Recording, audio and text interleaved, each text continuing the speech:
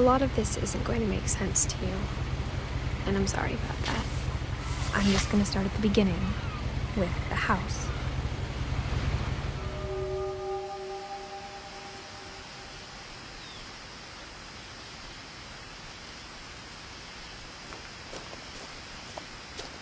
My brother Milton disappeared when I was 4. It was like the house just swallowed him up.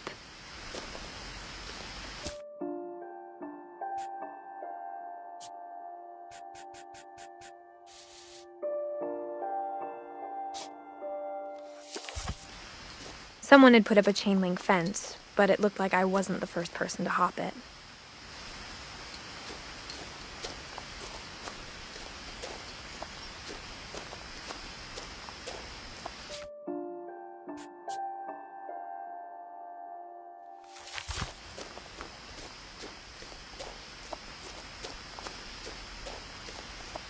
I lived here until I was 11, but I wasn't allowed inside half the rooms.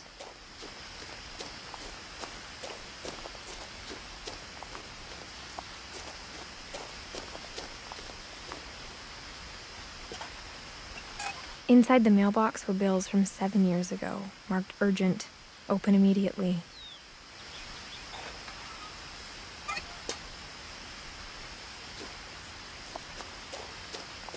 I hadn't been back since my brother Lewis's funeral.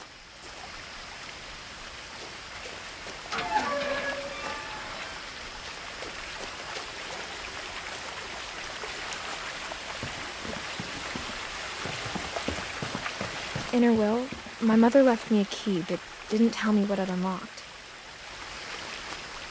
Maybe she thought I'd know, or she thought that the mystery would be enough to bring me back.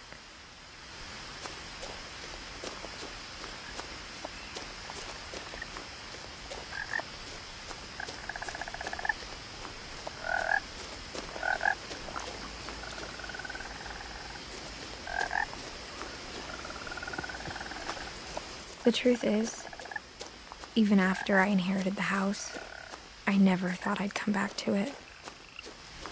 But now I had questions about my family that only the house knew the answers to.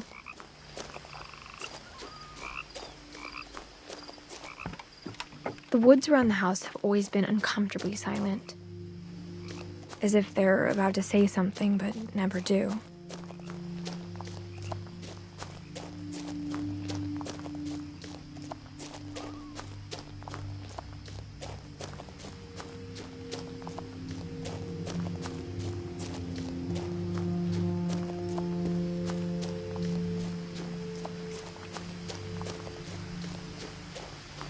The house was exactly like I remembered it, the way I'd been dreaming about it.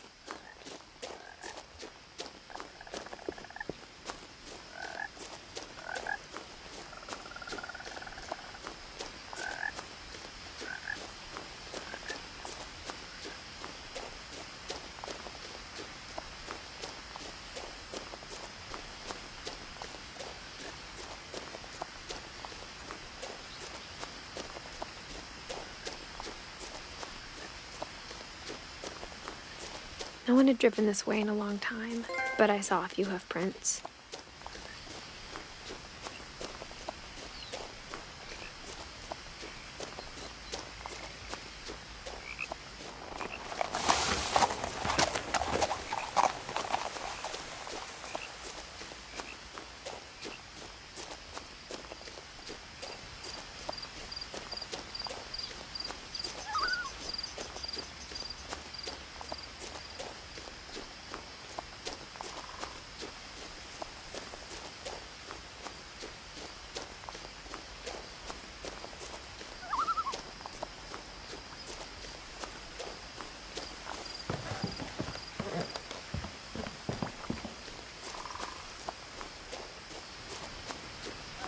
As a child, the house made me uncomfortable in a way I couldn't put into words.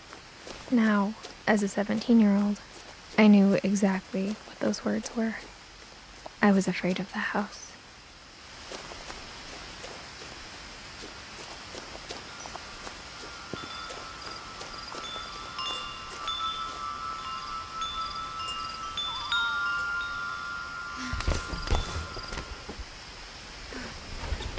Crawling through the doggy door used to be a lot easier when I was 11.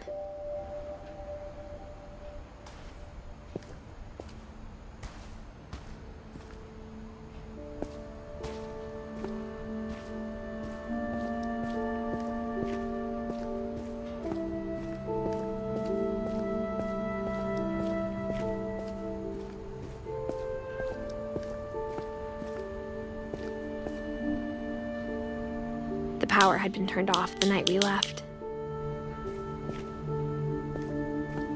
For the first time in years,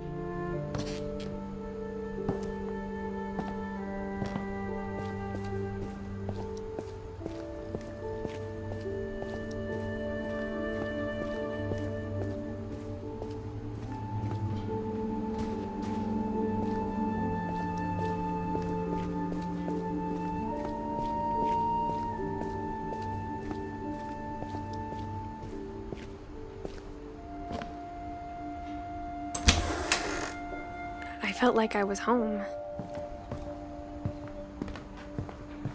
But instead of a family, there were just memories of one. Like how after Louis started working at the cannery, we all got sick of eating salmon. Except our cat, Molly.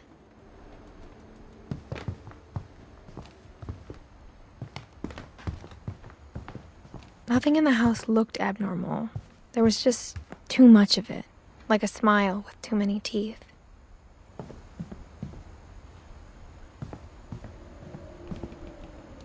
My mom wasn't much of an optimist, but she never stopped believing that my brother Milton was alive.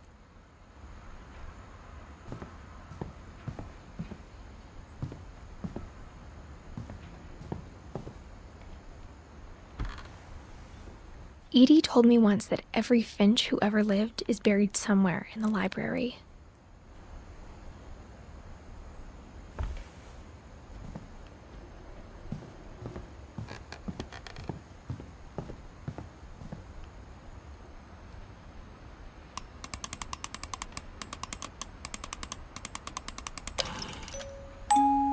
Great-Grandpa Sven built a music box for Barbara, along with the rest of the house.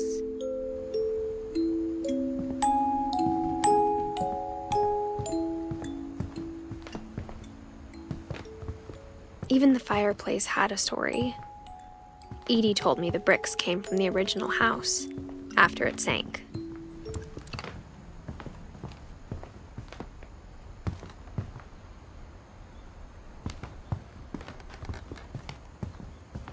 The table was still a wreck from the night we left. It was like a bomb had gone off, killing everyone but sparing the furniture.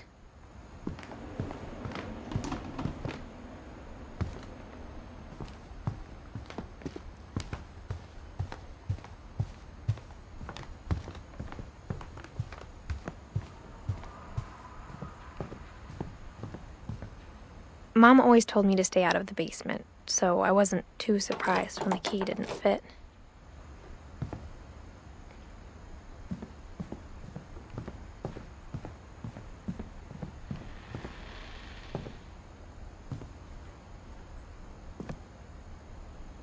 After Milton disappeared, Mom sealed up all the bedrooms.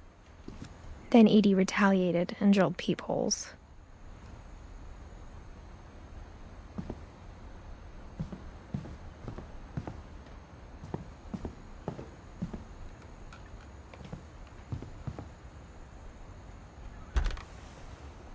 Molly always seemed like a girl I could imagine being friends with, if she hadn't died in 1947.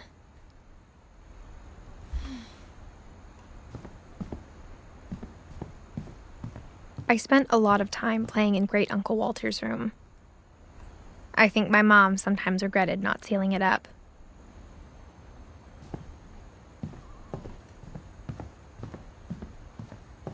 Lewis told me there were secret passages, but I never believed him.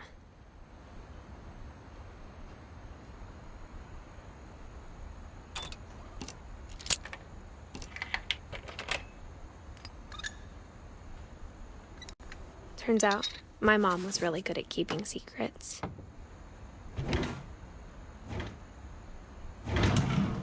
Now it was time to find out what my mom had been afraid of.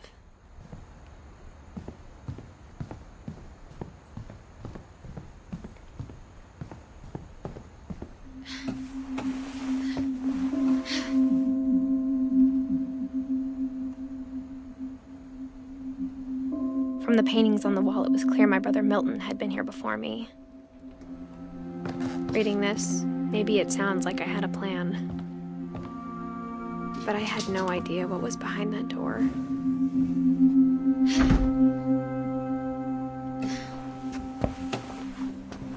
Just like I had no idea where all this was gonna lead.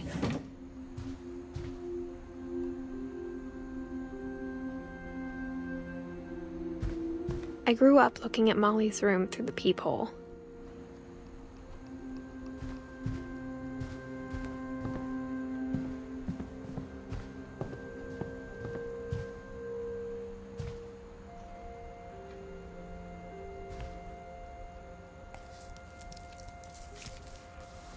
December 13th, 1947. Dear Diary, I'll be gone soon, but I wanted to tell somebody about what's gonna happen. It started when Mom sent me to bed without dinner.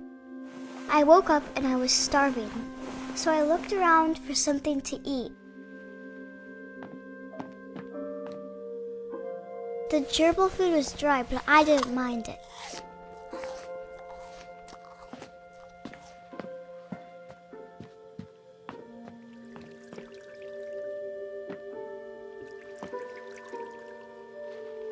I thought about eating Christopher, but I held back.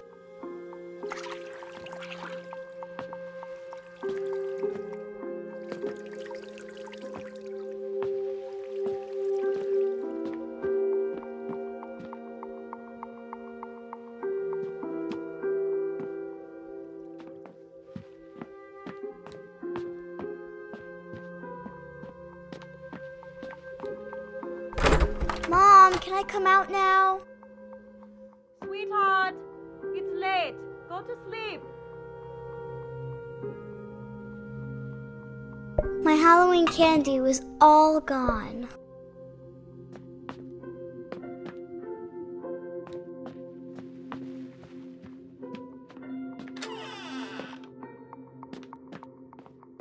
I kept eating and eating.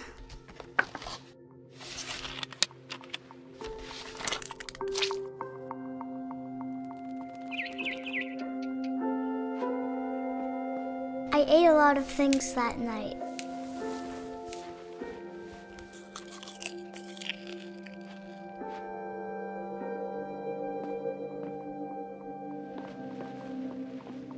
Then I heard chirping outside my window. It was a barn swallow going back to her nest. I reached out for her.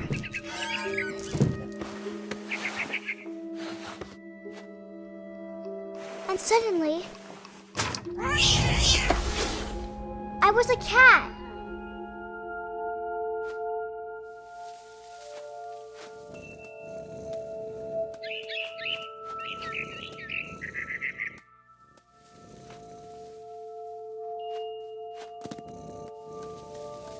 I tried to be quiet, but the bird was really scared.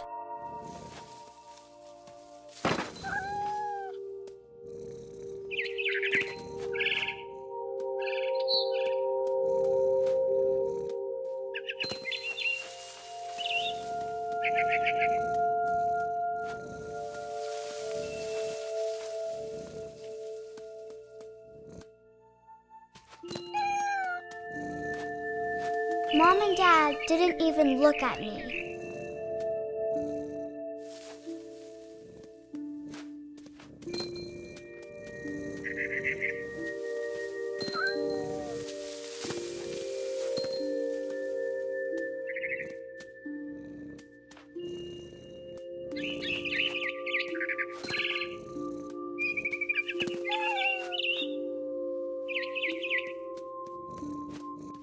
I jumped and I almost got her.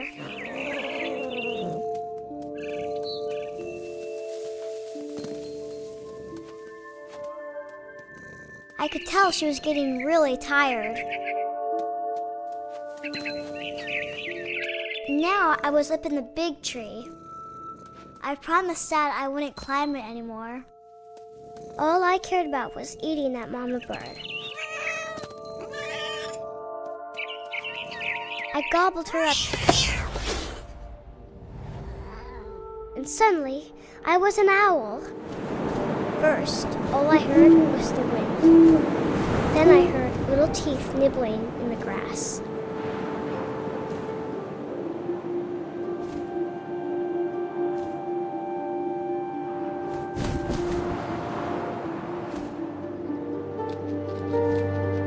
Rabbits.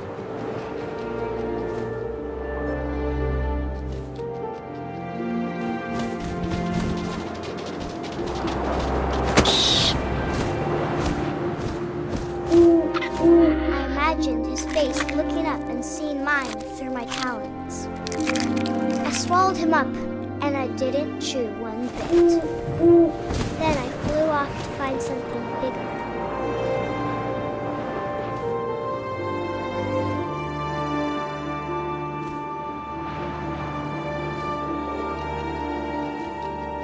A mama rabbit.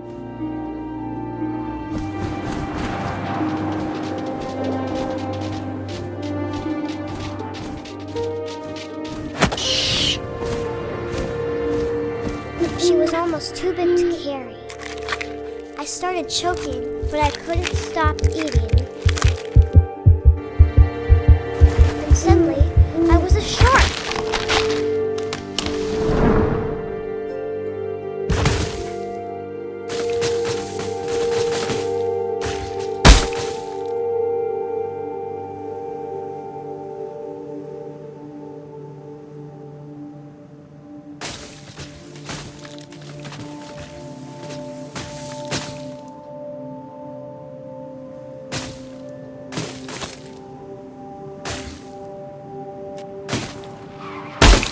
I rolled off a cliff and into the ocean.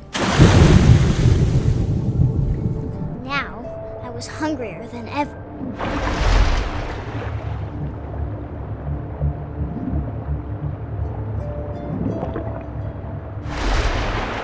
I wanted fat, juicy seals.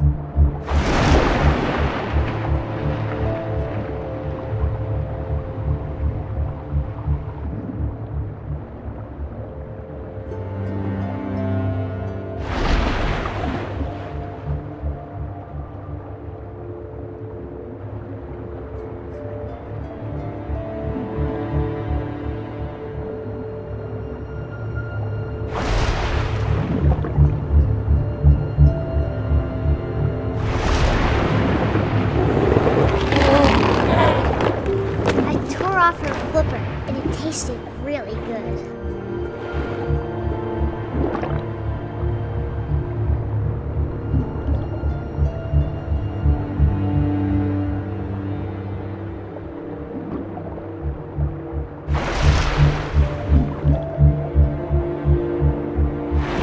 Grabbed on tight, but I was so hungry, I jumped out of the water. When I opened my eyes, everything had changed.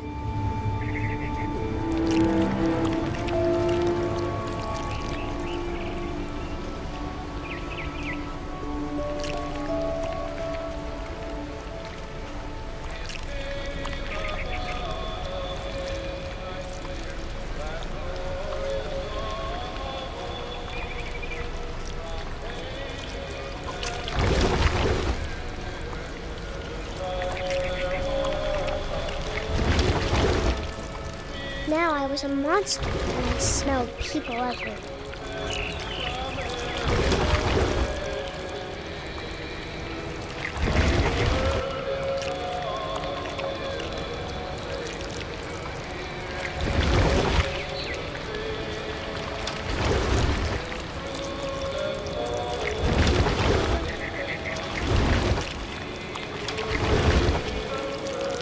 I was big.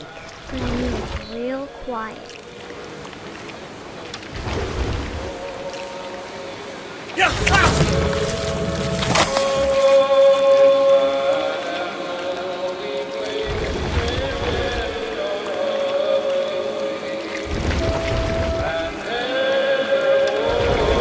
I wanted to stop, but also I didn't.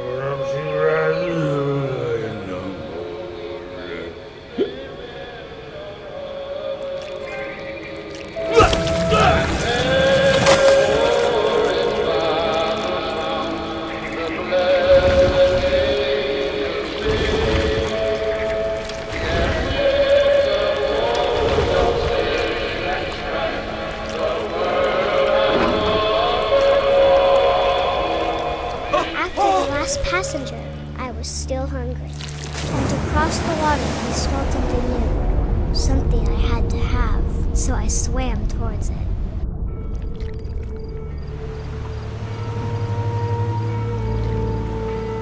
I slithered onto the sand, and the good smell went into an old pipe.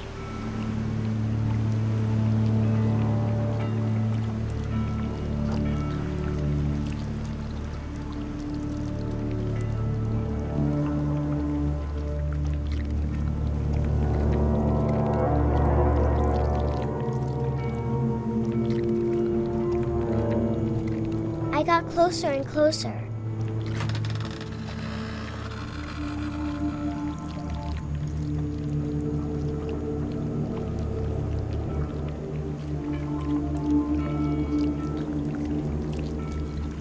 All of my stomach started growling.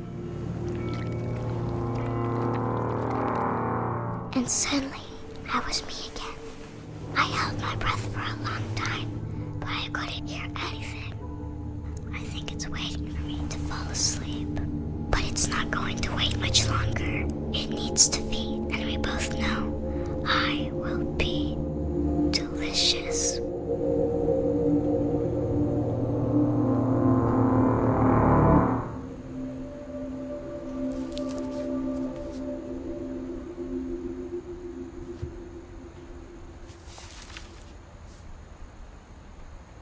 I'm not sure if I believed all of that, but I'm sure Edie would have.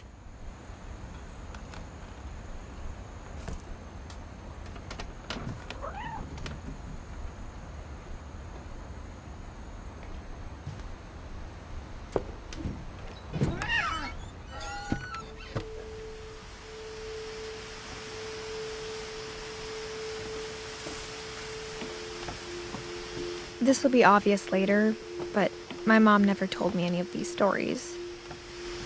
Edie would have, but Mom didn't like bringing up the past. Though, when we adopted a stray kitten, she was the one who named it Molly.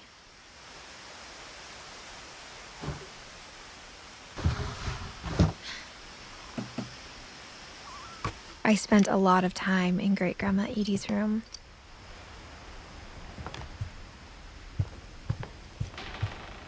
Even in her 90s, sometimes Edie seemed a lot younger than my mother.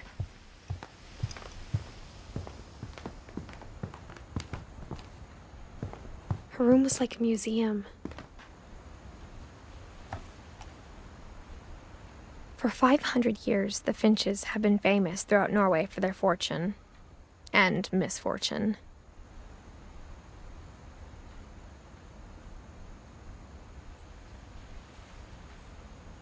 Odin Finch buries the latest victims of the family curse, his wife Ingeborg and their newborn son, Johan.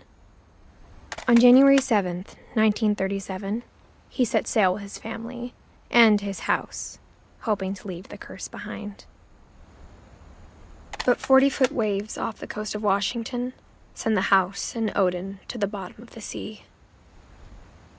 Odin's daughter Edie, with husband Sven and baby Molly, step ashore on their new home, Orcas Island.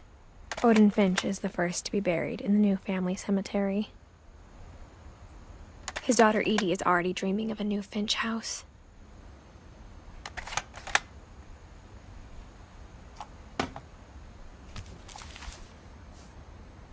Whatever's wrong with this family, it goes back a long ways.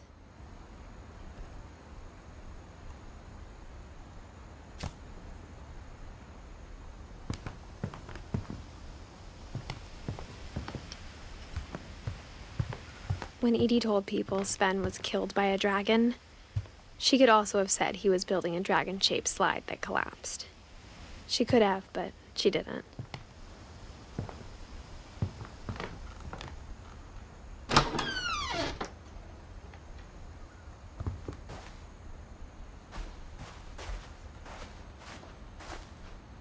The only trace Grandpa Sam's first wife, Kay, left on the house was the pink bathroom. It was a pretty big trace.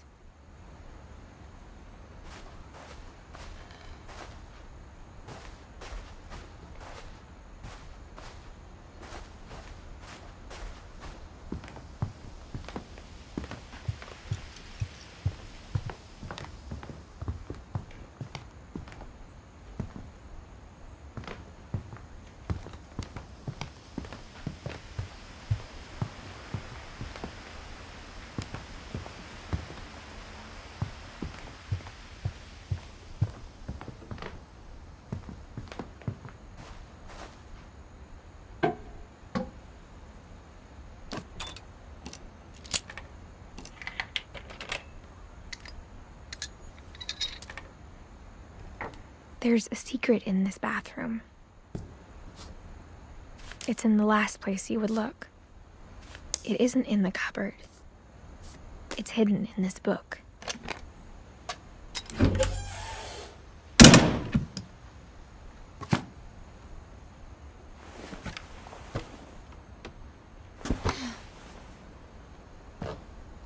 Sven gave Sam an old camera he'd refurbished. He never put it down.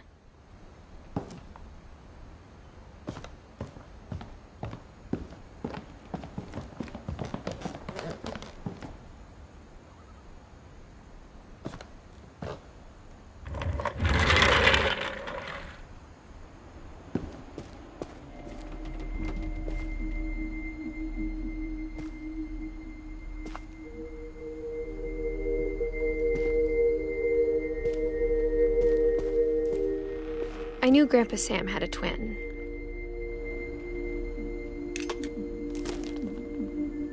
And that he never talked about him.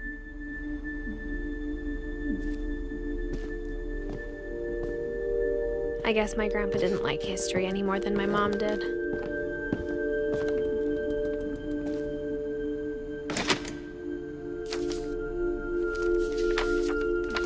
How I Want to Remember My Brother by Sam Finch. The thing I remember is that when he made up his mind, that was it.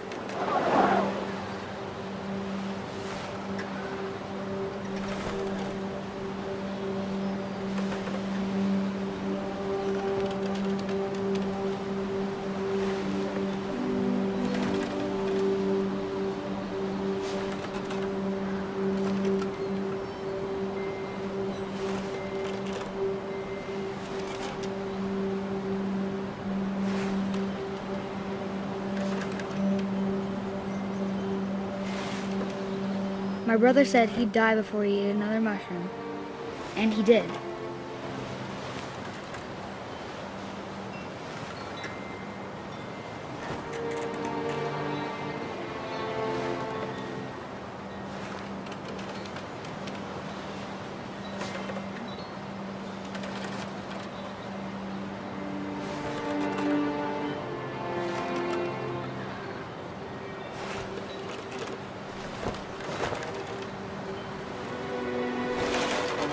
At Barbara's funeral, we swore we'd never be afraid again. And he wasn't.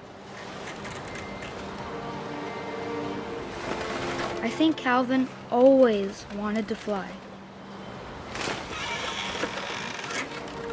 Sam! Calvin! Dinner's ready! Coming! But that day, he finally made up his mind to do it. I told him going around was impossible.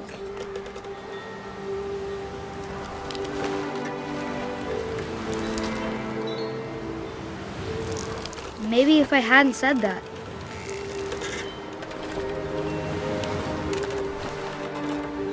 Calvin! I'm not gonna tell you again! maybe if the wind hadn't picked up.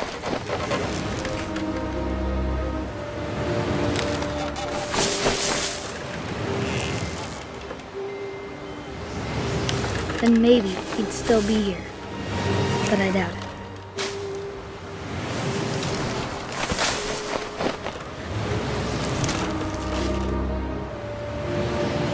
I think he'd already made up his mind.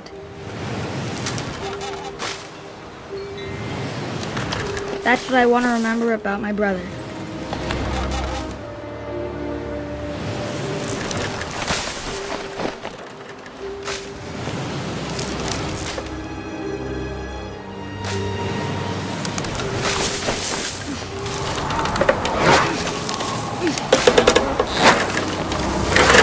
The day he made up his mind to fly. And he did.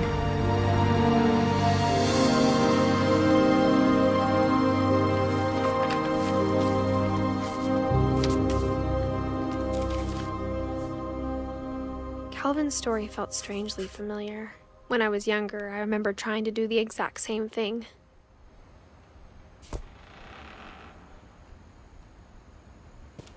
After the funeral, Edie roped off Calvin's half of the room.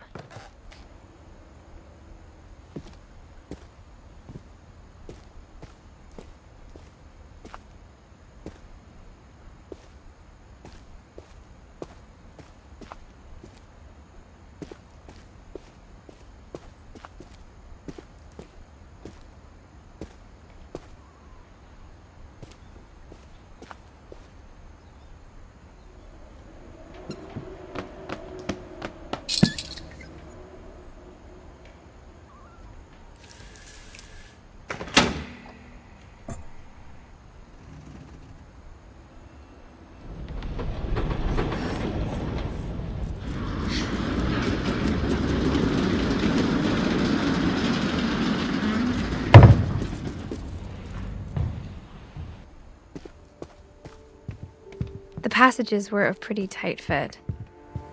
They'd obviously been built for smaller hands and bellies.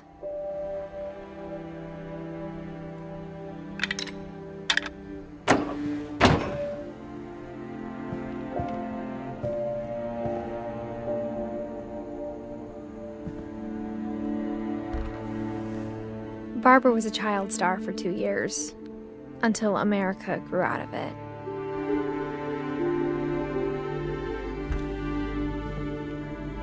Edie's father, Odin, built the original house.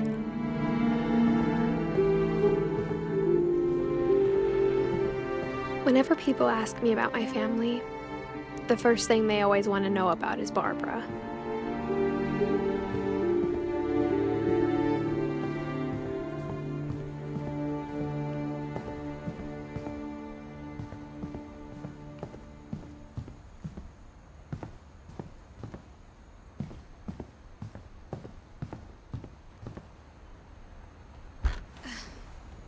The last time I was in Edith Sr.'s room, I was 10 and she was painting my portrait.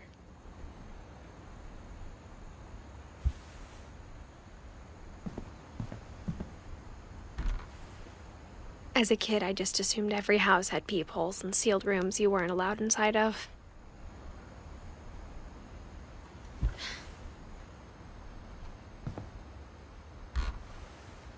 My Grandpa Sam spent 7 years sharing a room with his dead brother, Calvin.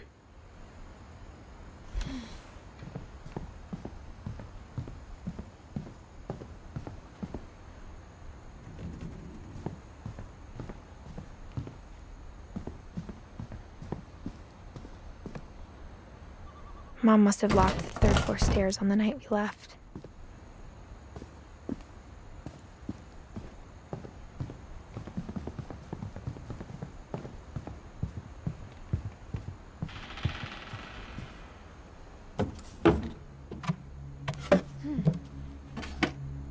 Growing up, I always thought of Barbara as a child star.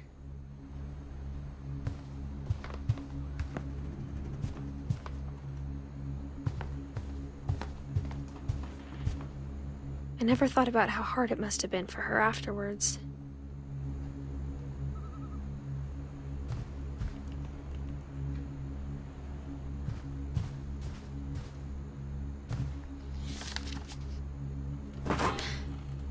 Of all the stories people wrote about Barbara's death, I'm surprised Edie saved this one.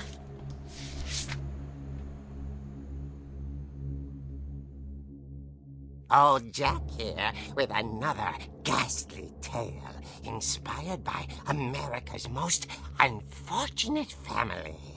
I'm calling it The Surprise Ending of Barbara Finch. As a child star, Barbara was famous for her scream. Now at 16, she was all washed up. A has-been. But in a lucky break, she'd been asked to perform her signature scream at a local convention for monster movie fans. It was just the boost her career needed. Unfortunately, her scream hadn't aged well. Getting better. I think you just need the right motivation. Her biggest fan and current boyfriend, Rick, was about to demonstrate when... Now that was a great scream. It was Barbara's father, Sven. He'd slipped into a table saw and had to be rushed to the emergency room. So Barbara got stuck babysitting her youngest brother, Walter. Her convention comeback was cancelled. Okay, I'm hearing frustration, but I'm not hearing terror. What if I tried... A gang of hoodlums in Halloween masks have been terrorizing Orcas Island tonight. Police are urging residents to... That came from the basement. You're right! Also, I loved your delivery on that. Why is your basement door locked? Because my dad likes making puzzles and secret passages. There's a key hidden in the music box. The secret is to keep winding and winding until finally the key pops out. Thanks, babe. I'll be back in a sec. 20 minutes later, Rick hadn't returned. So Barbara went to look for him, right on cue. She reached for the music box.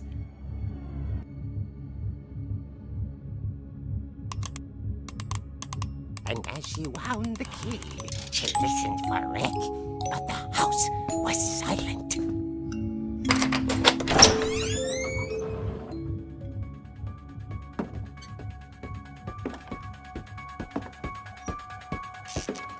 She found Rick's crutch and imagined the worst.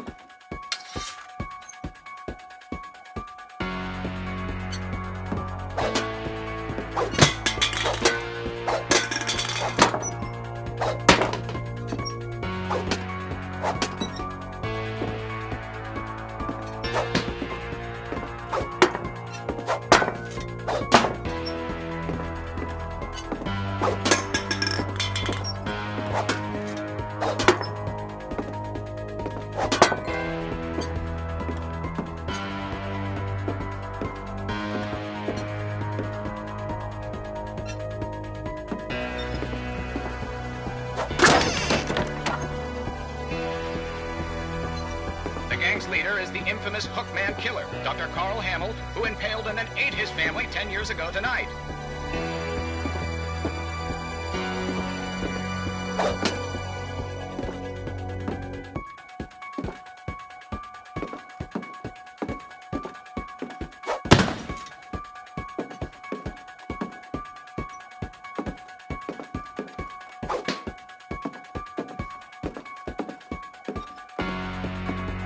The old fridge rattled and grew still.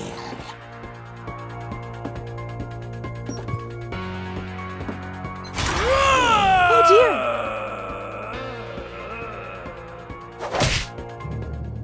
Oh! Rick? Barb, relax. I was just trying to scare you to help you find your scream. Well, I'm not scared, Rick. I'm furious. Then act furious. All I'm getting from you now is that you're hurt and confused and you're... She threw him out, but she kept a little something to remember him by. Barb, have you seen my other crutch?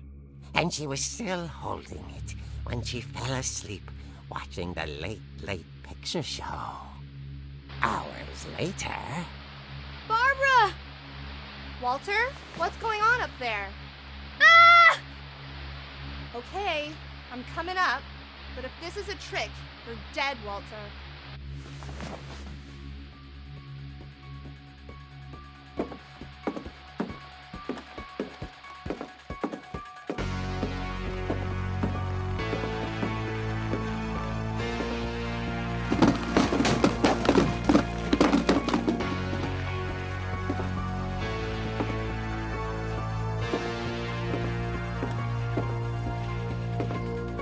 Walter, are you there? Walter had vanished, but his bedside radio was still on. Orcas Island police describe the man as 6 feet tall, with a steel hook for a hand. Residents are urged to lock all doors and windows and notify the police of any suspicious activity. Barbara turned, saw the hook man, and was speechless. He was quite smashing.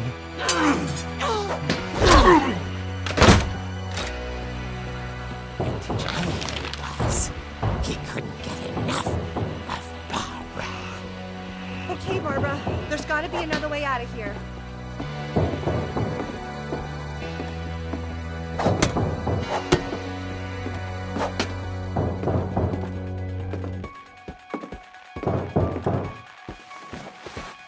That night, she played her part beautifully.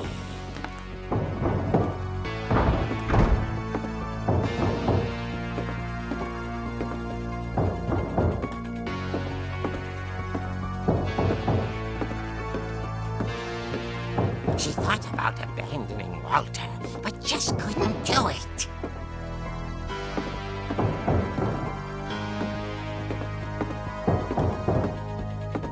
Molly's door hadn't been opened in years.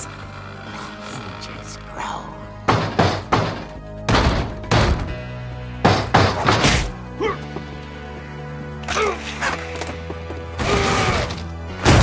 He wasn't moving, but she sensed the story might not be over yet.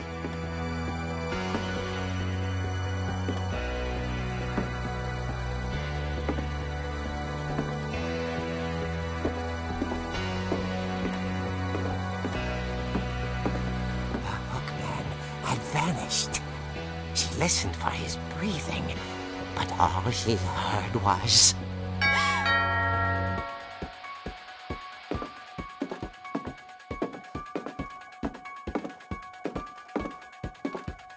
At the door, she heard whispering. It was coming from inside the house.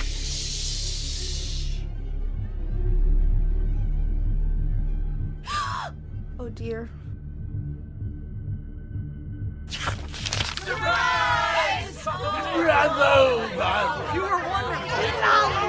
The monsters had come to surprise her. For Barbara, it was a dream come true. Then she saw what kind of monsters they were, and she realized what was about to happen. She was going to be famous. And with her final breath, Barbara Finch gave the performance of her life.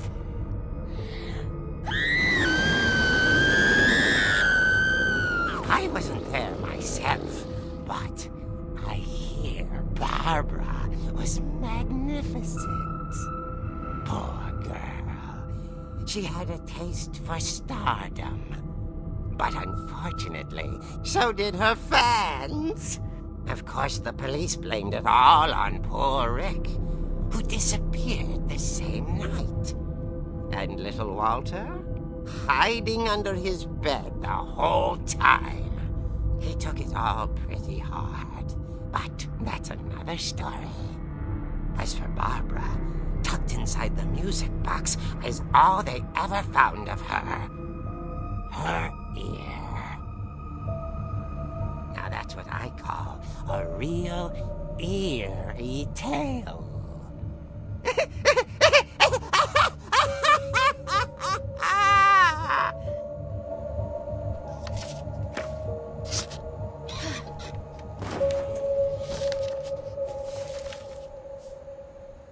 Edie told me all Barbara wanted was to be remembered, as absurd as that comic was. Maybe what Edie saw was a happy ending.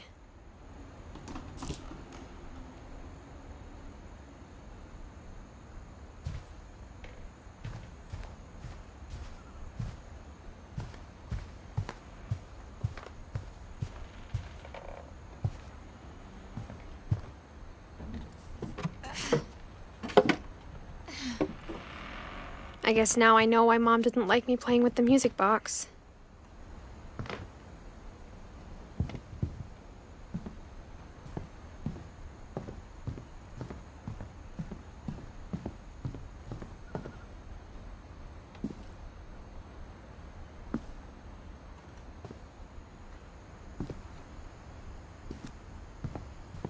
A lot of things got left behind in the whirlwind of that last night.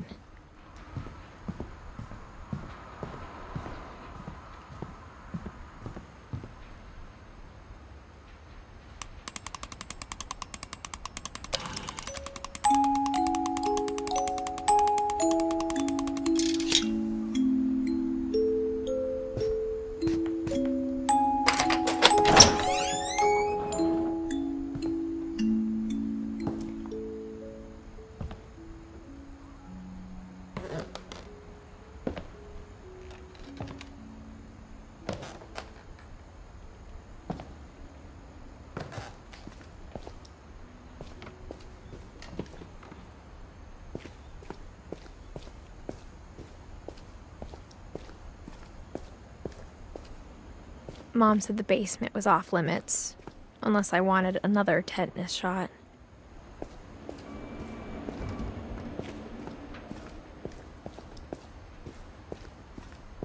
I saw Edie sneak down to the basement once, carrying packages.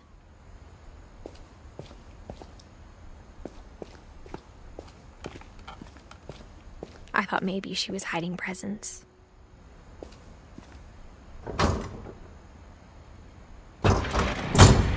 It turned out she was hiding a lot more than that.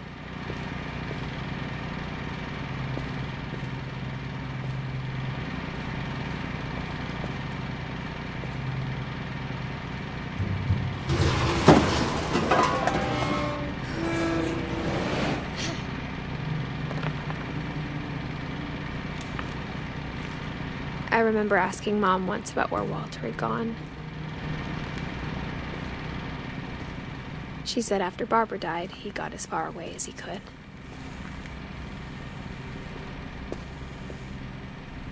If there's a pattern in all these stories, I think it's that none of us has gotten very far.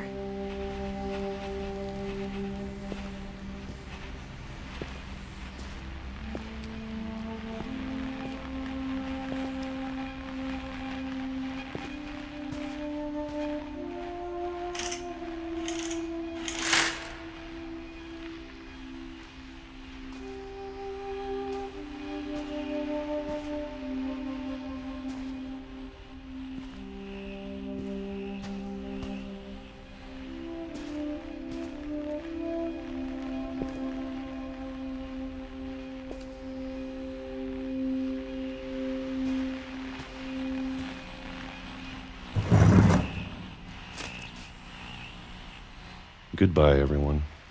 I can't believe I've been down here for 30 years. On that first day, after the shaking started, I didn't think I'd survive the week.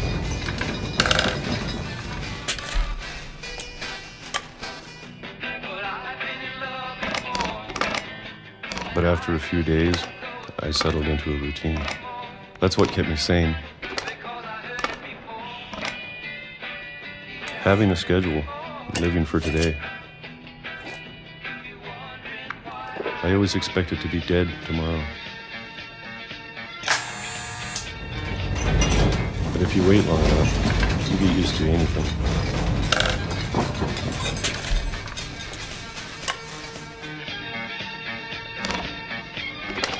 Even a monster on the other side of the door starts to feel normal. Almost friendly.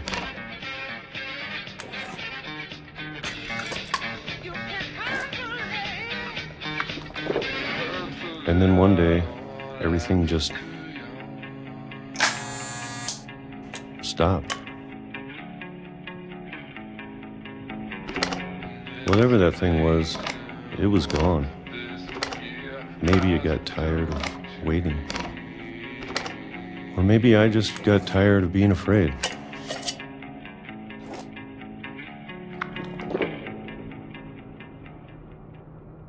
It's been a week now, the longest in 30 years.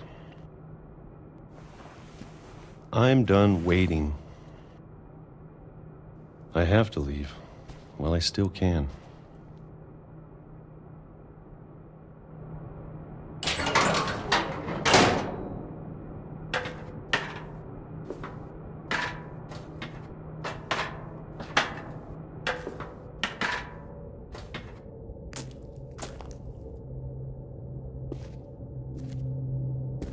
I know it's out there, somewhere. Whatever killed Barbara and Molly and Calvin. Maybe this is all a mistake. But I need to stop living the same day. Even if it kills me.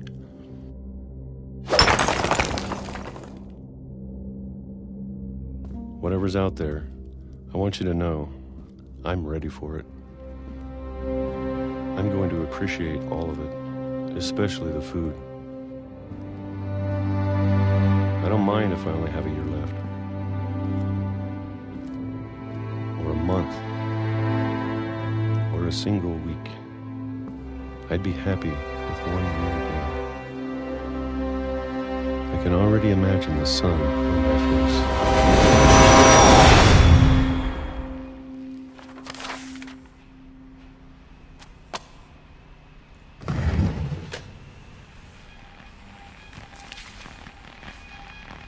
Walter died when I was 6.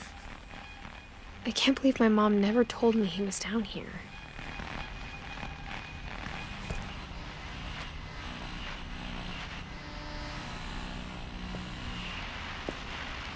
I'm sure my mom was trying to protect me.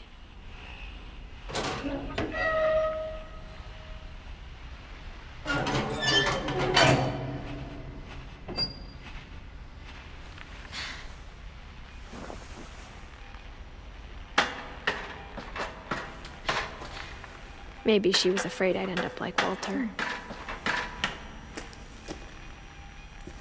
But if she never told me about an uncle under the house, I can only imagine what else she was hiding.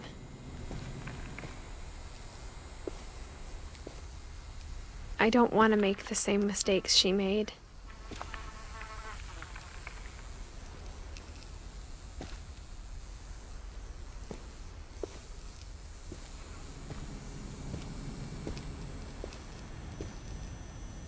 Trying to bury something that's still alive.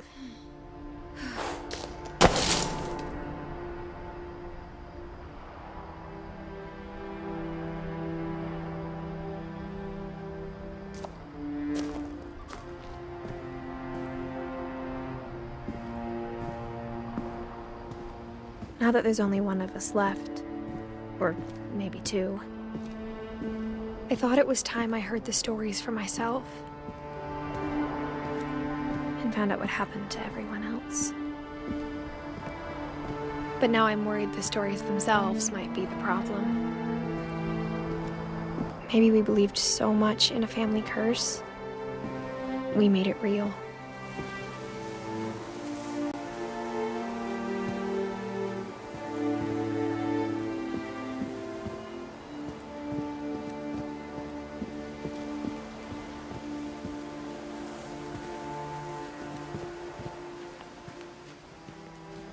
I don't know if I should even be writing this.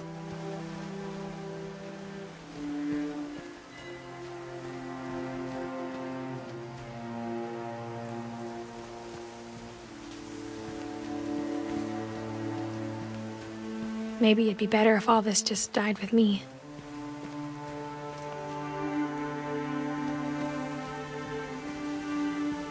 But I thought you should know about your family.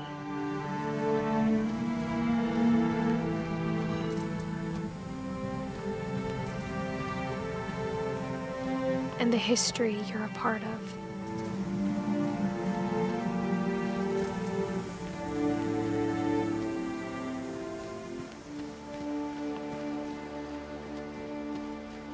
Though to be honest, I feel as lost as you probably do right now.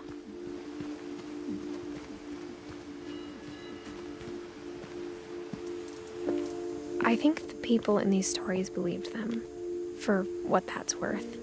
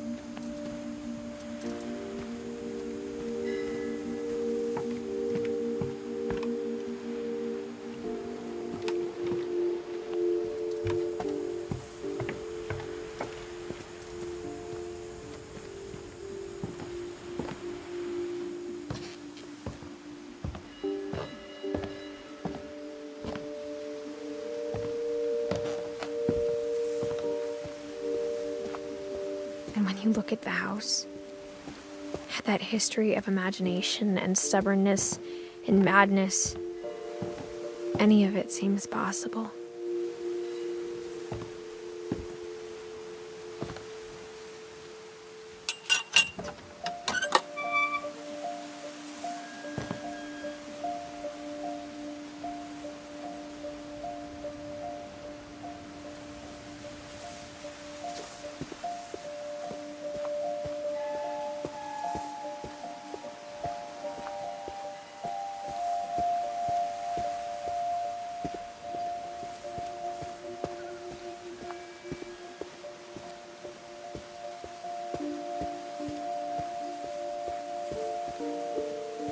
I think we've been surrounded by death for so long, we've just gotten used to it.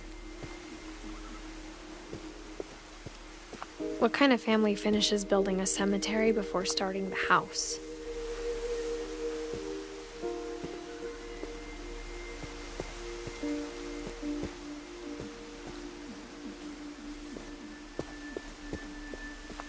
It's embarrassing for me to admit this, but the pet cemetery made me more uncomfortable than the human one. 3 of the gerbils are mine, and 2 had been my fault.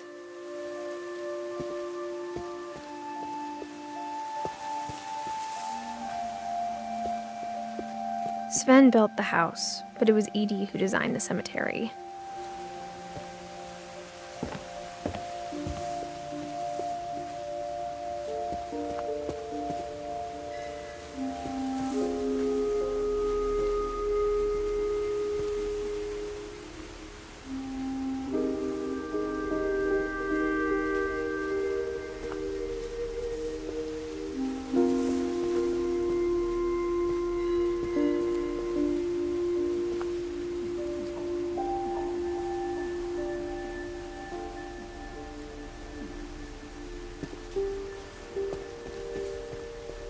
I'm sure Odin's monument had been Edie's idea.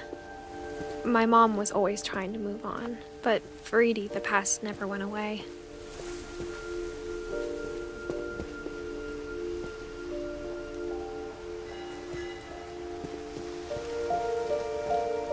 She could see it poking out of the water at low tide.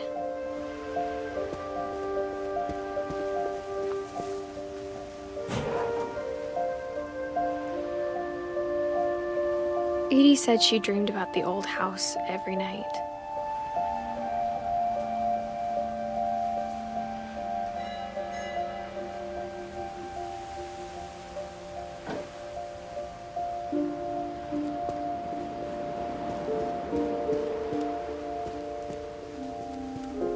Edie's side was always easier for me to understand. But the older I get, the more I can see where my mom was coming from. Her dad had been pretty strict, but it wasn't enough to save her brothers. She was just trying to do better.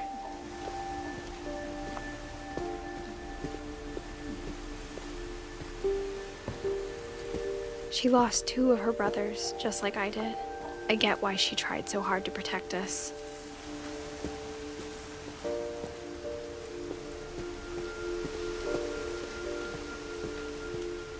There's so many things I wish I could ask my mom now. Part of me thinks this is what she wanted all along. For me to come back someday and find everything out for myself.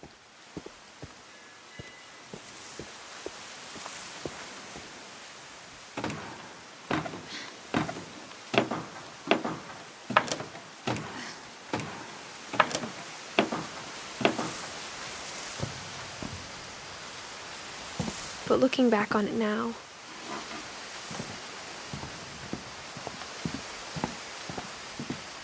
if she told me there was going to be so much climbing,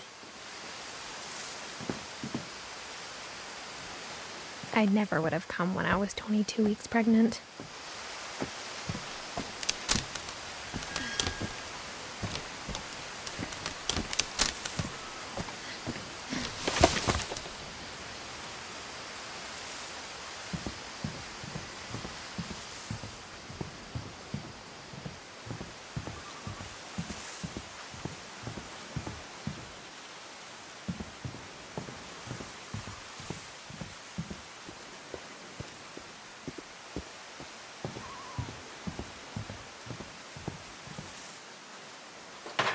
I never met Grandpa Sam, but I think he and my mom had a lot in common.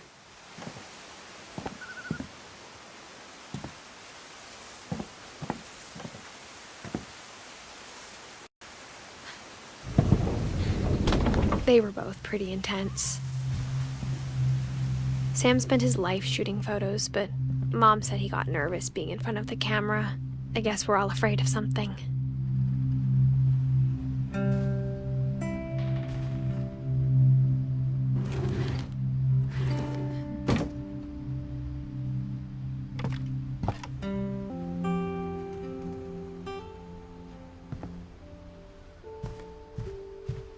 Instead of hiding from death, Sam seemed to go out of his way to meet it.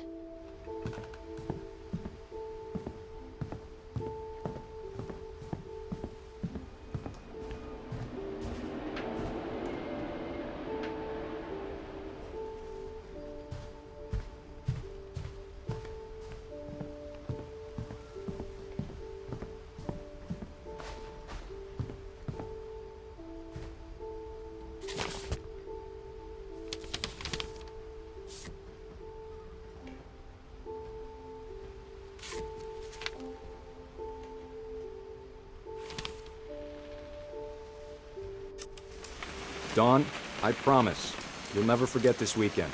Yes, sir. These memories are gonna last a lifetime. Am I gonna have to shoot anything? It's a hunting trip, Dawn. Shooting is strongly encouraged.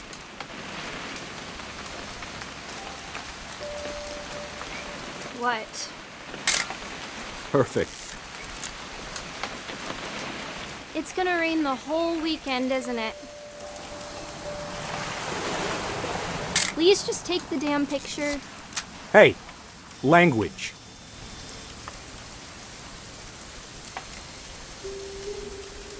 I will never forget this weekend, Dad. That's this. Okay, got it. I'm gonna take some pictures, okay? Just be careful. That camera's older than you are. Hey! That's a keeper. Definitely should not have drunk all that coffee. I'm just saying, I'm not always gonna be here, Don. You'll need to remember this stuff, if you want to survive. I'll be fine, Dad. You know who else thought he was gonna be fine? Some guy who died. Don, I'm being serious. I know, Dad. You're always serious. Doesn't being out here make you want to chill out? Well, to tell you the truth, I haven't been out here in 20 years.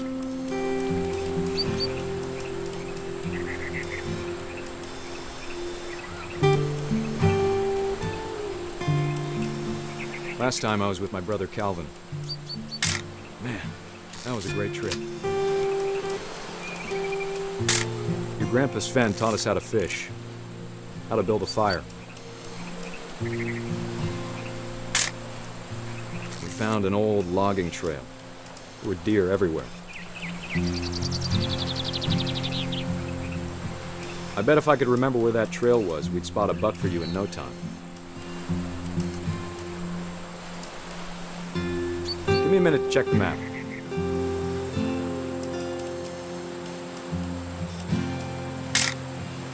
Don, don't you think you could find something more interesting to photograph?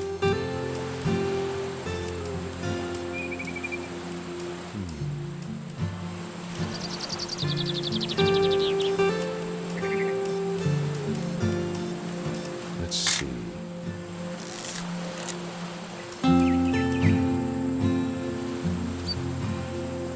Maybe.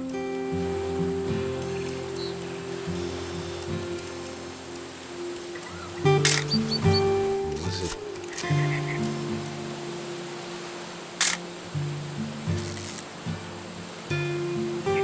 Could have been.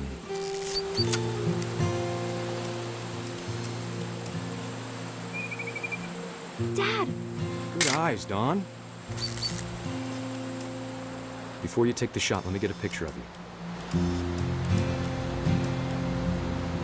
Dad, I... Let me get behind you. Do I have to do this? Don, you don't have to do anything. But if you want to survive, you'll need to be strong. Great shot, Don!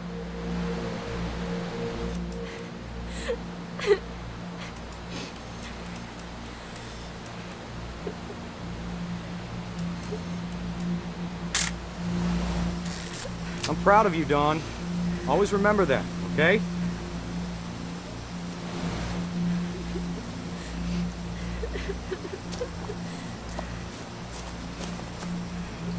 Sorry, Don. Just gotta reset the timer.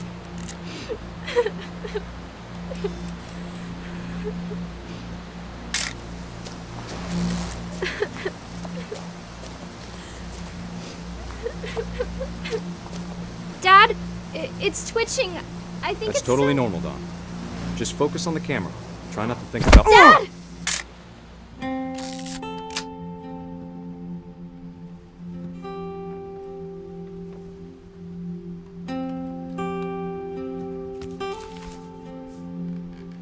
Of all these stories, that's the one I wish most that my mom had told me.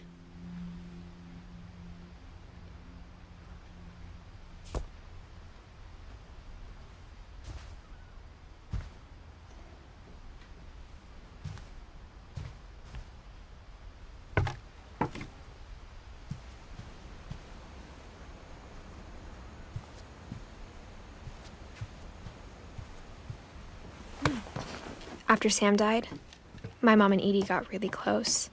They'd both lost a lot.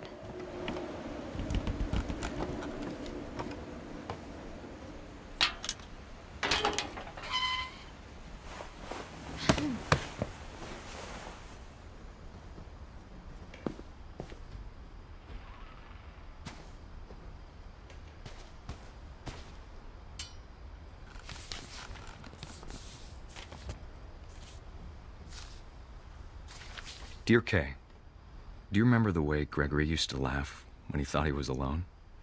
Like something funny was happening, but only he could see it.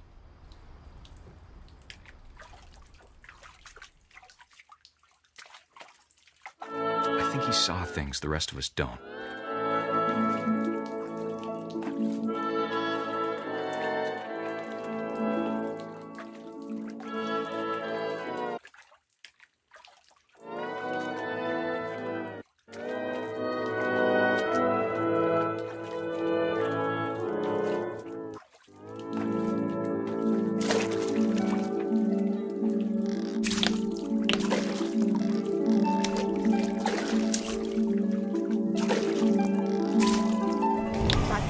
Gregory, it's time to... Hold on, sweetie. Hello? Sam, I told you I don't want to talk right now.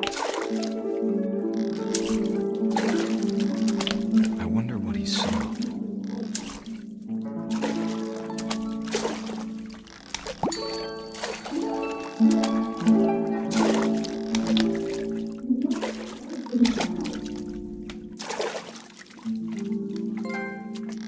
His world was like.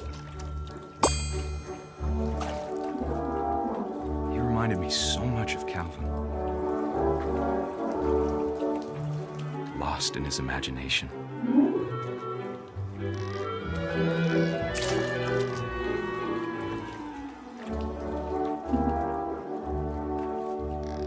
Whatever it was, he saw.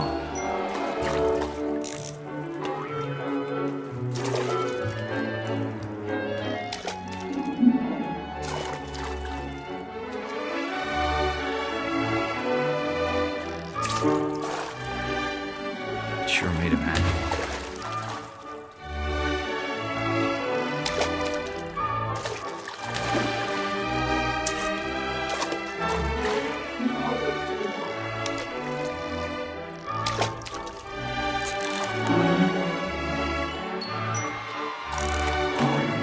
I know how silly it sounds.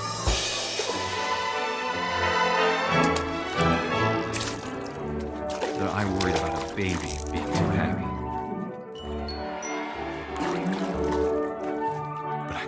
Slipping away. Sorry about that, Gregory. I know you did everything you could. Maybe if I hadn't called that night. Damn it. Hold on, I don't want I wish he could have told us about the world he saw.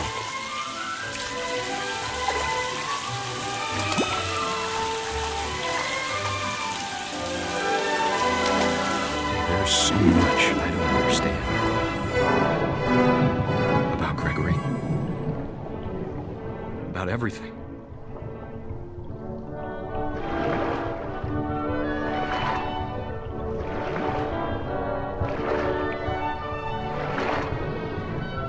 But I know what happened wasn't your fault.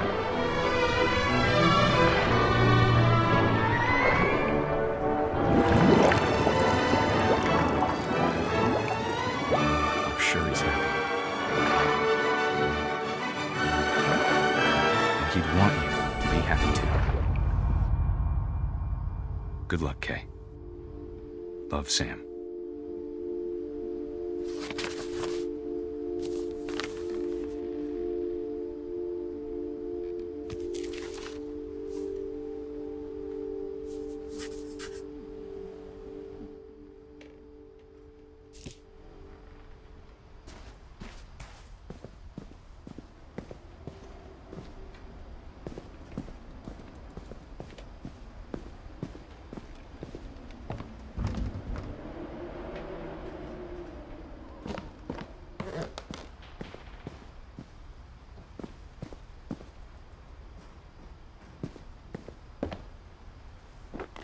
My mom moved up to the loft after her brothers died. At the time, it was as far away as she could get.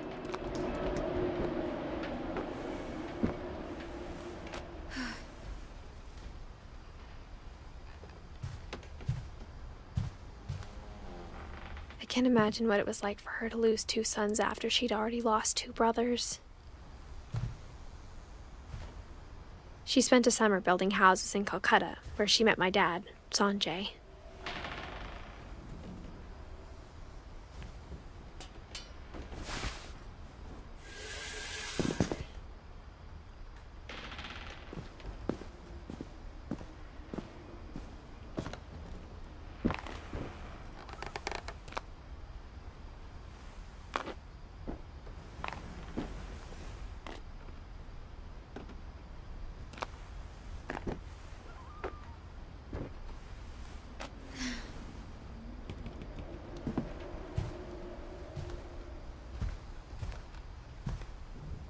My mom moved to India a week after graduation and got a job teaching English.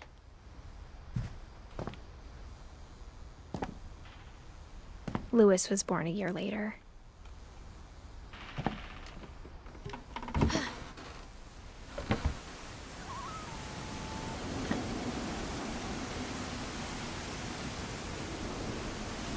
When my dad died, I don't think Mom knew where else to go.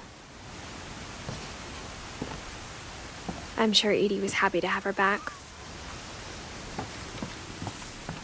And to see kids in the house again.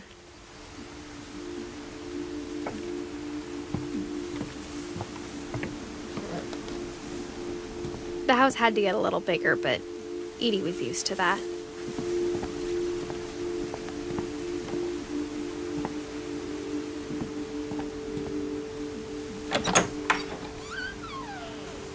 And for a while, things were good, almost normal.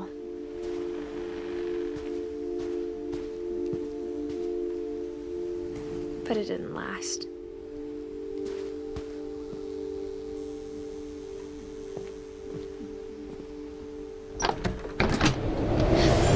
The beginning of the end was Milton's 10th birthday, when Edie gave him a castle.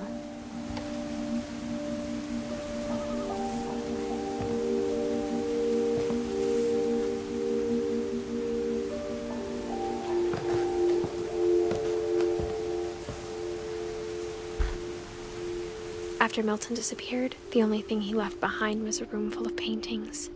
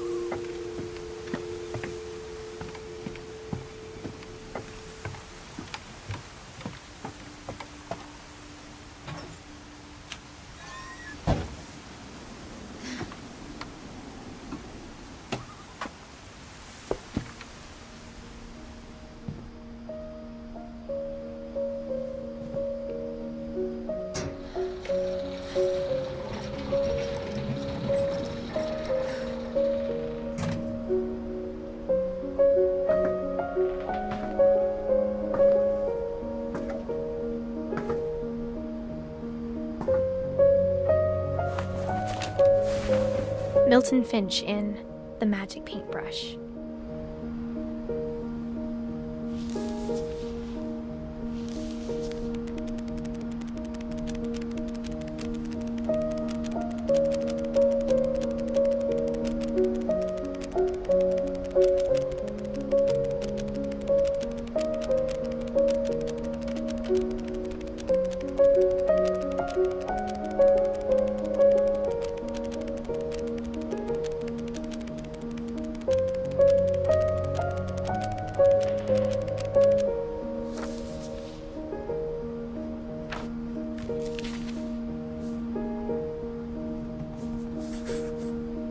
I was 4 when Milton disappeared.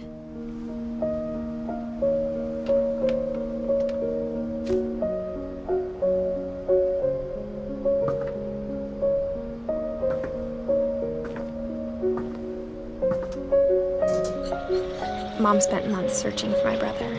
Then she sealed the doors.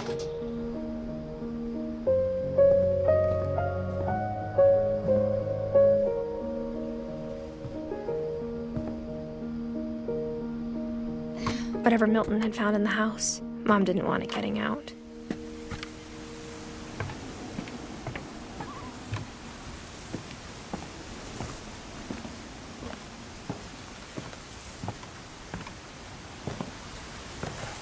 Mom definitely blamed Edie, but I think Louis blamed himself.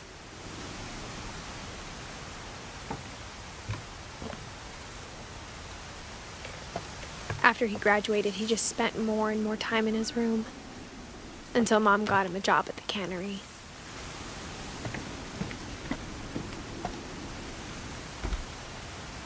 Everyone always told me to stay out of Louis's room, except Louis.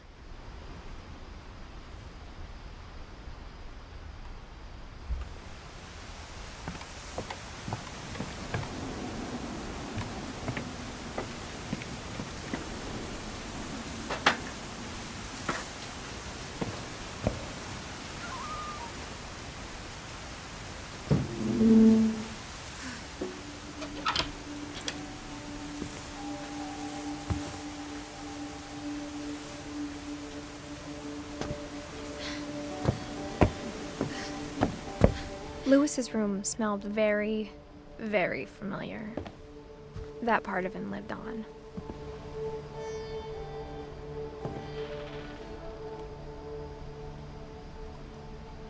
Louis and I spent a lot of time playing games together, but he was surprisingly bad at them. He died a lot.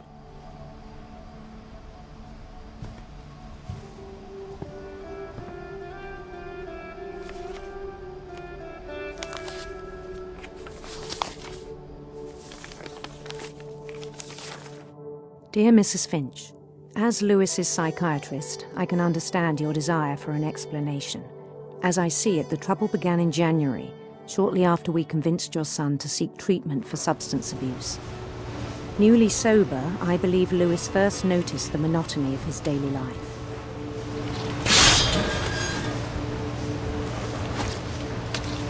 He kept working at the cannery. But he withdrew part of himself. In our sessions, I saw the same behavior. His mind began to wander.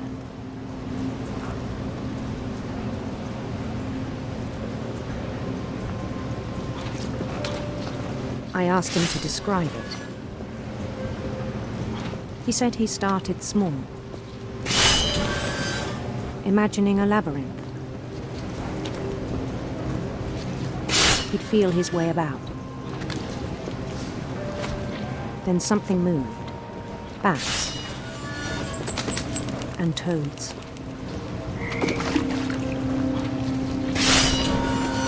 And things that have not names. He knew it was all in his head. He took it very seriously. I had hoped he'd find himself.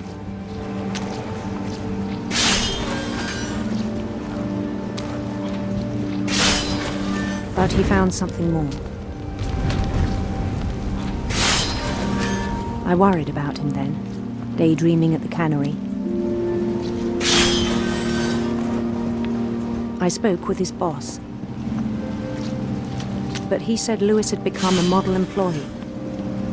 Methodical, tireless, focused. Like a whole new Louis. So I let him go on.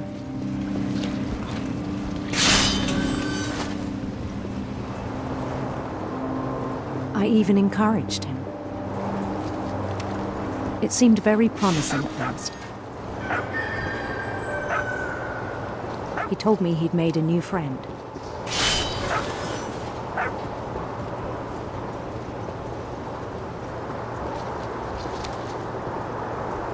On the edge of a city he named Louis-topia. He built the city up slowly, brick by brick. Then he made musicians.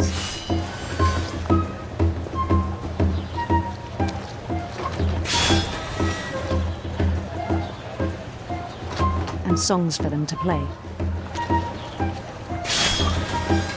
He talked about starting a band. and he was always humming something. Every day his imagination grew stronger.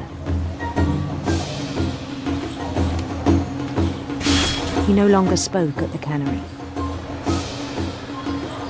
but his chopping was as reliable as ever. Then one day it struck him that all the cheering crowds, even the stones under his feet, were all in his imagination, so he could do whatever he wished.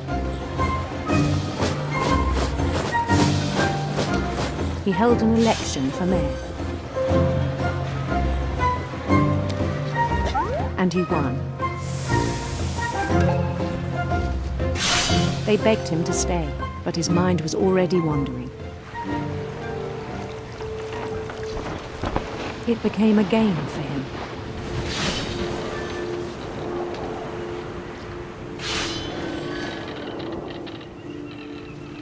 He'd conquer a city, then immediately push on. New Louisville.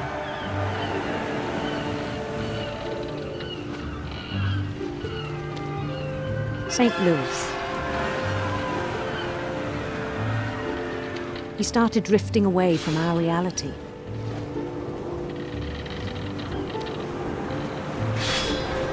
Minneapolis. Until one day he forgot to go home from the cannery. Even as his mother pleaded with him, part of Louis kept sailing on.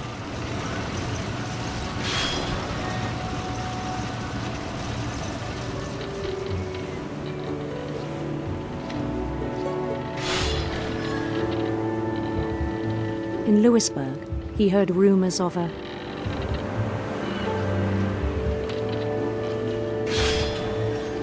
beautiful prince, handsome queen,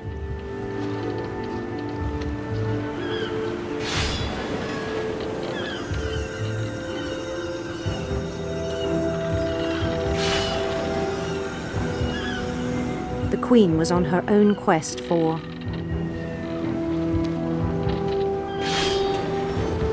radiant rainbows.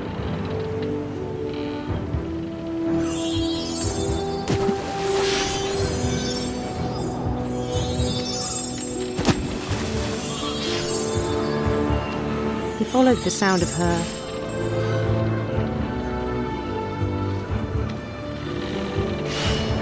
electric sitar.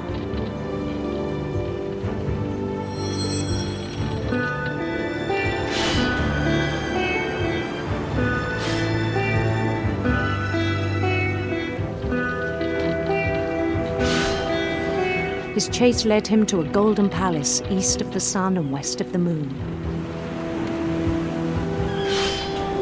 Even then, his logic remained sound. He knew the world was all in his imagination.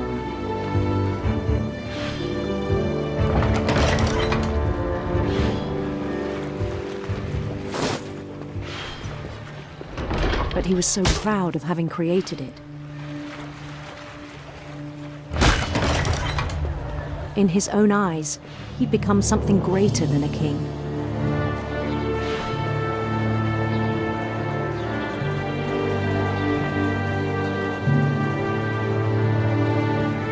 For someone who'd never known success in the real world, I think it was overwhelming.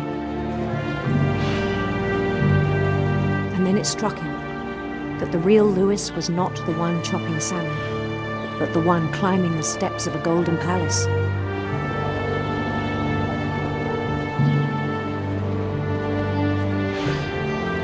My imagination is as real as my body, he told me. It was hard to argue with him.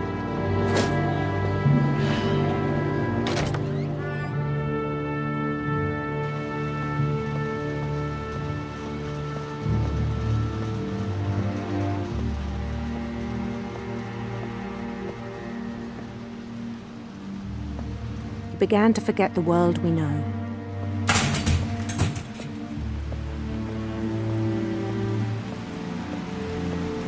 I think it pained him to remember Louis, the cannery worker.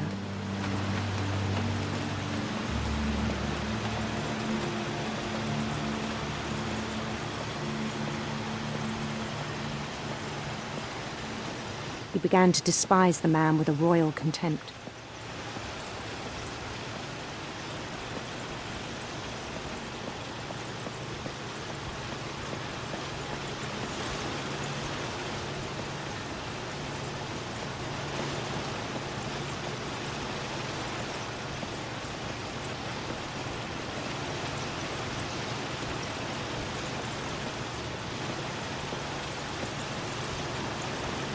I still thought I could save him.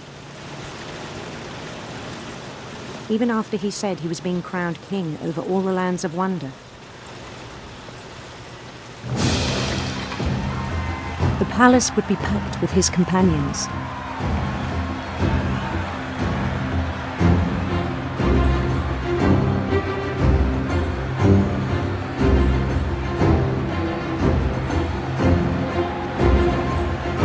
Including the wise Calico who'd insisted on inviting me.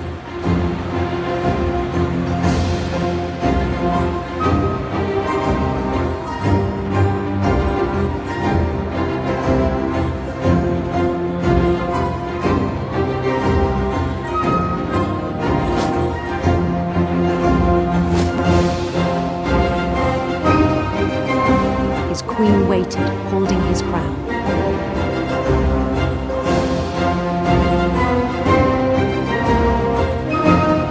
There was only one thing left to do.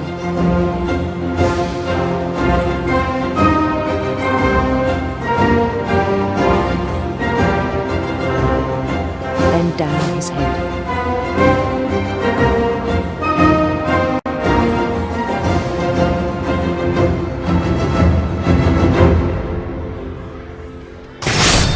And the rest I think you know. Mrs. Finch, your son was a kind man who will be missed by all of us who knew him.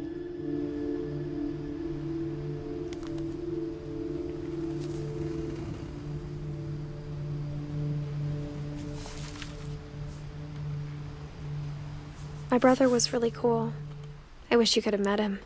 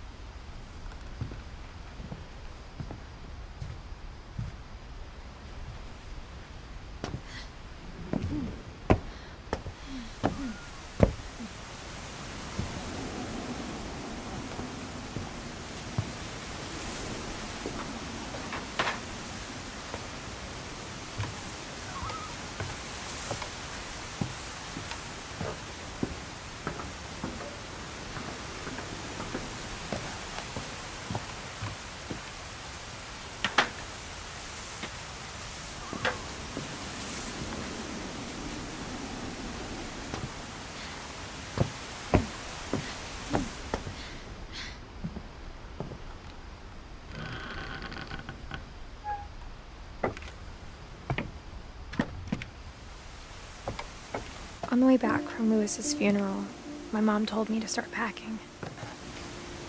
She waited until the day before we left to tell Edie.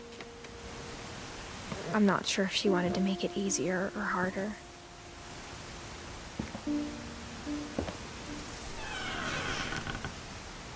I wish we'd stayed. But I understand why we left.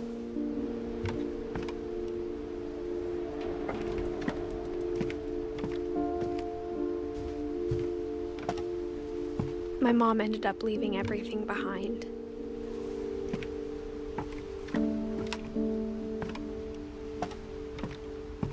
What happened that night had been coming for a long time. Maybe it should have come sooner.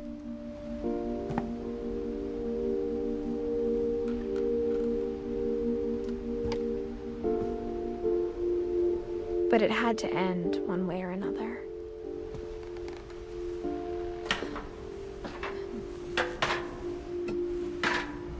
All that's left now is to tell you about that last night.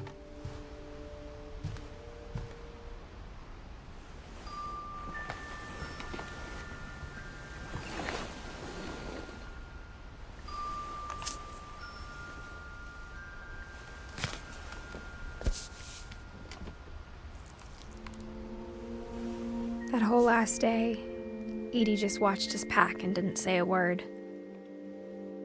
until supper when she raised her glass and said, "To our final night together, and all our final nights apart." Grandma, you know what I said about alcohol. Some of your medications are very Edith, specific. I left a present for you in the hallway. Why don't you go open it? The grown-ups have to argue now. I'm sorry, you're right. We're all leaving tomorrow. Let's just enjoy our last... I'm not leaving. Edith, you're excused.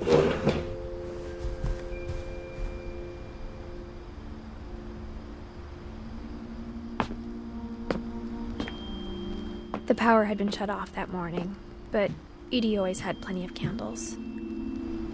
When my mom sealed the library, I don't think she knew about the other entrance. Or that Edie had a key to it.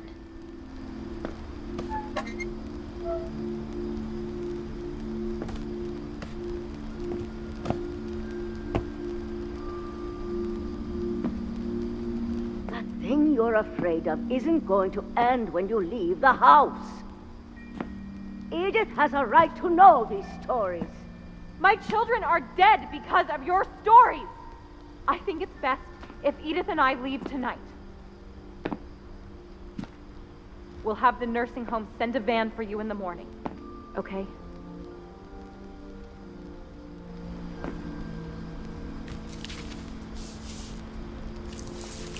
Dear Edith, there's so many stories I wish I could tell you, but there's only time for one. This is about what happened on the night you were born. That night, the tide went way, way out.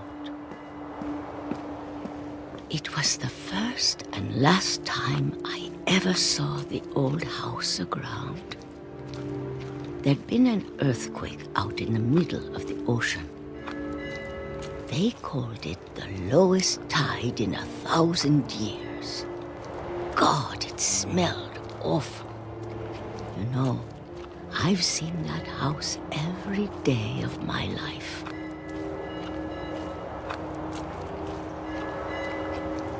But I never thought I'd go back to it. When the fog rolled in, I lost my way.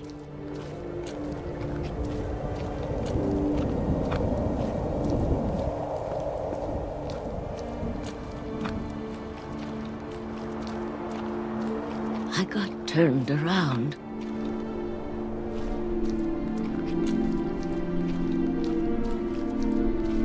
I started seeing things. Things I'd forgotten had ever existed.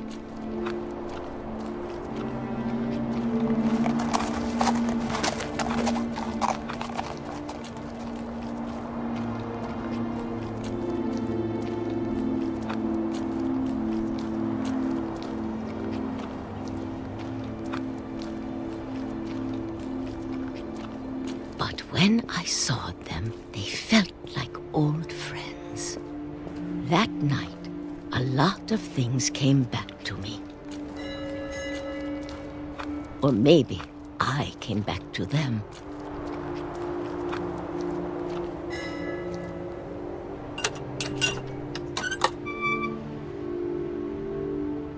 Things I can't explain, but that I need you to try and... Edith, what are you doing in here? It's mine. Edith! Mom, you're gonna rip it! Let go! I kicked and screamed, but Mom dragged me to the car.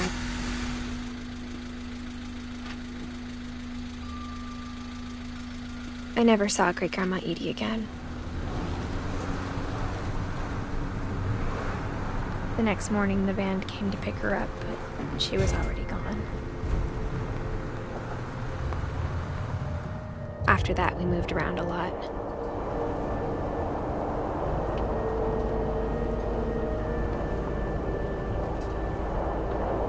We both tried to make the best of it.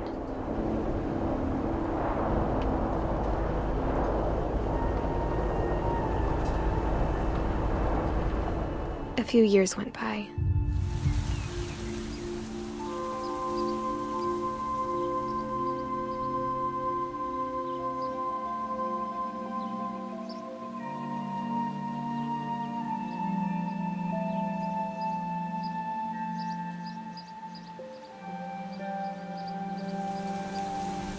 My mom didn't like to talk about it.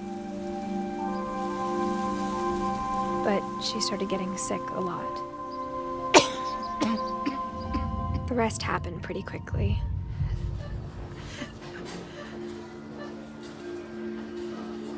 She got better for a while, and then she didn't.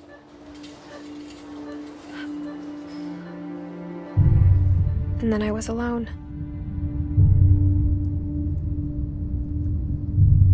The last Finch left alive.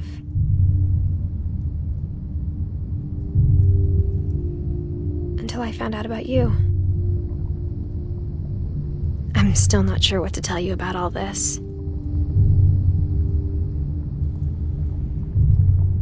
If we lived forever, maybe we'd have time to understand things. But as it is, I think the best we can do is try to open our eyes and appreciate how strange and brief all of this is.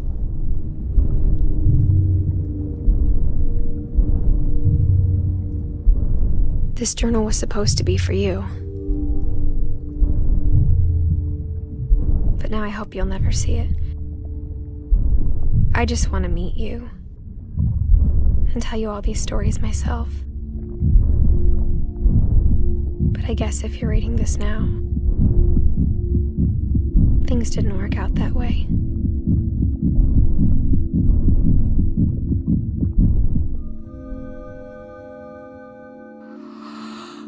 This is where your story begins. I'm sorry I won't be there to see it. It's a lot to ask, but I don't want you to be sad that I'm gone.